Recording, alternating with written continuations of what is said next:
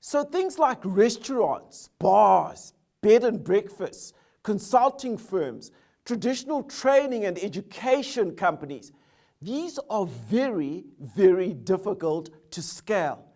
It takes a very, very long time, and there's massive investment that's required.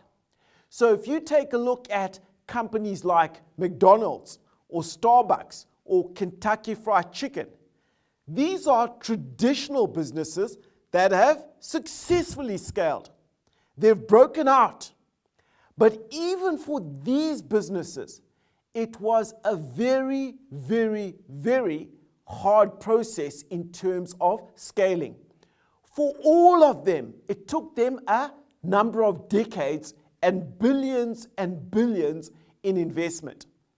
In order for Starbucks to reach 1 billion customers, they needed to open tens and thousands of stores, which on average serve between 500 to 700 cups of coffee per day.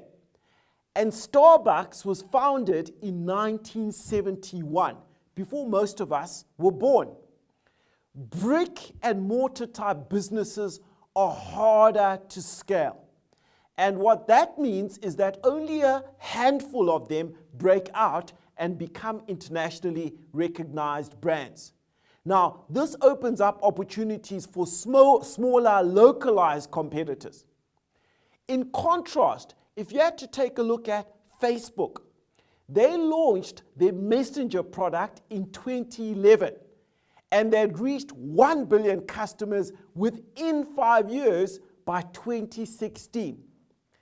Facebook had to create the underlying software and platform, but after that was done, the uptake and use by customers could proceed at an incredibly rapid rate because all the customers were fundamentally using the same platform and the same infrastructure.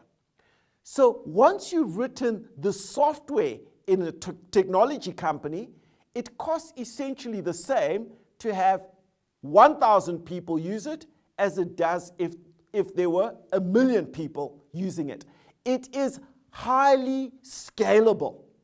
And that is the business model or the model being applied by many other companies, including Kwese TV, Netflix, Mr. Mac, Uber, etc., etc.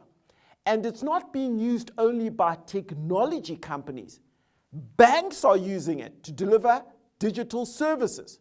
It's much more efficient rendering the service through an app than through a branch. A banking app developed in Johannesburg can be rolled out onto the rest of the African continent with very little or small modifications quickly. Similarly, insurance companies. A lot of us are now reading newspapers on our phones, on our tablets, or on our laptops. Music distributors are also digitizing a lot of their content. They are all scaling their businesses, and they're using digital platforms to do this rapidly and cost effectively.